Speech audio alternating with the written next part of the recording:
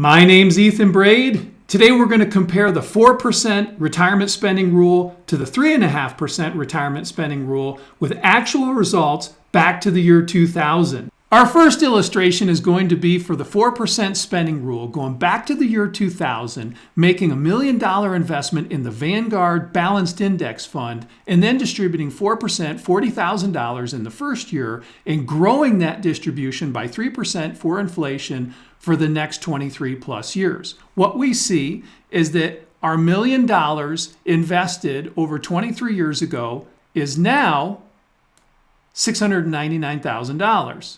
Here are the numbers. January of 2000, we invest $1 million. We take our $40,000 that year in the first year, and then we grow our distribution by 3% every year, and then finish this year in November at $699,000. The good news for the 4% spending rule is that we were able to get through a really volatile time period and not run out of money. We were able to get through the recession of 01-02, the recession of 2008-2009, volatility of 2020, and then the drawdown recently in the bond market and stock market in 2022.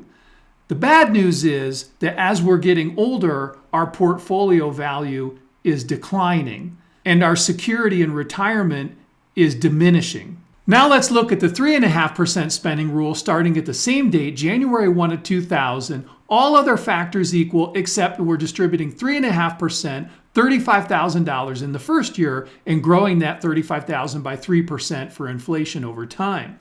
Here we start with our $1 million. And what's exciting about this is we end with $1.1 million, more than we started with. And again, you can see here's the volatility in 01-02, 2008, 2009, 2020, and the recent decline in 2022. And yet, just taking 0.5% less in distribution results in a lot more money and growing our security over time.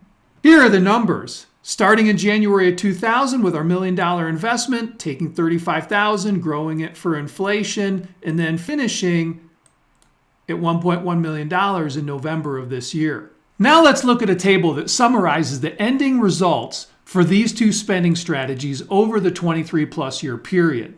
We can see that the 4% spending rule gives us a little bit more money for spending over the 23 plus years, but the 3.5% spending rule grows our security with a much higher ending value and gives us a little bit more total return overall to the family. When trying to decide between these two strategies, it's important to balance your goals.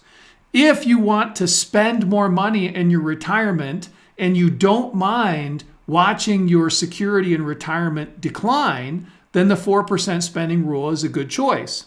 If, however, growing your security in retirement is important to you and leaving an inheritance, then the 3.5% rule is something that you should consider. One final note on this comparison table. I'm not recommending the Vanguard Balance Fund. We don't know what returns will be like in the future, and you really need to make this decision in light of what your comfort level is, and also make sure that your portfolio, your asset allocation is aligned with your spending strategy. I hope this video was helpful. I hope this video gets you thinking and helps you better analyze your financial situation and improve your family's financial plan.